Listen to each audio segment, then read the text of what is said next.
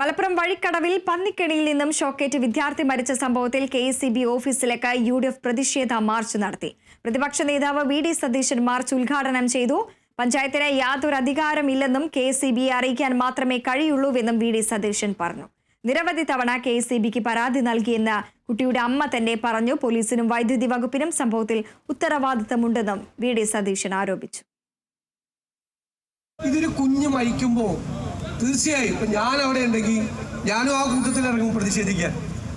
അത് വഴിക്കടവിലല്ല, കേരളത്തിൽ എവിടെയാണെങ്കിലും അതിശക്തമായി പ്രതിഷേധിക്കും.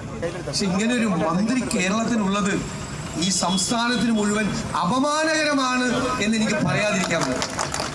ഞാൻ ചോദിക്കുകയാണ്, പഞ്ചായത്തിന് എന്താ അധികാരമുള്ളത്? പഞ്ചായത്ത് മെമ്പറോ ആരെങ്കിലും പഞ്ചായത്ത് അധികാരികളോ കണ്ടോ? അവർക്ക് എലക്ട്രിസിറ്റി ബോർഡിനെ അറിയിക്കാന്നല്ലാതെ പറ്റൂലോ. ഇത് പിടിക്കാൻ അധികാരമുള്ളത് 3 ഏജൻസികൾക്കാണ്. ഒന്ന് പോലീസിന് പിടിക്കാം, 2 ഫോറസ്റ്റിന് പിടിക്കാം, 3 എലക്ട്രിസിറ്റി ബോർഡിന് പിടിക്കാം. ഈ 3 ഏജൻസികളും ഗവൺമെന്റിന്റെ ഏജൻസികളല്ലേ? ഈ 3 ഏജൻസികൾക്കും അറിയാലോ ഇവിടെ നിരന്തരമായി പന്നിക്കണി വയ്ക്കുന്നുണ്ടെന്ന്. അവര് നടപടിയെടുക്കാത്ത കാര്യത്തിന് പഞ്ചായത്തിലേക്ക് മാർച്ച് ചെയ്യുകയാണ്.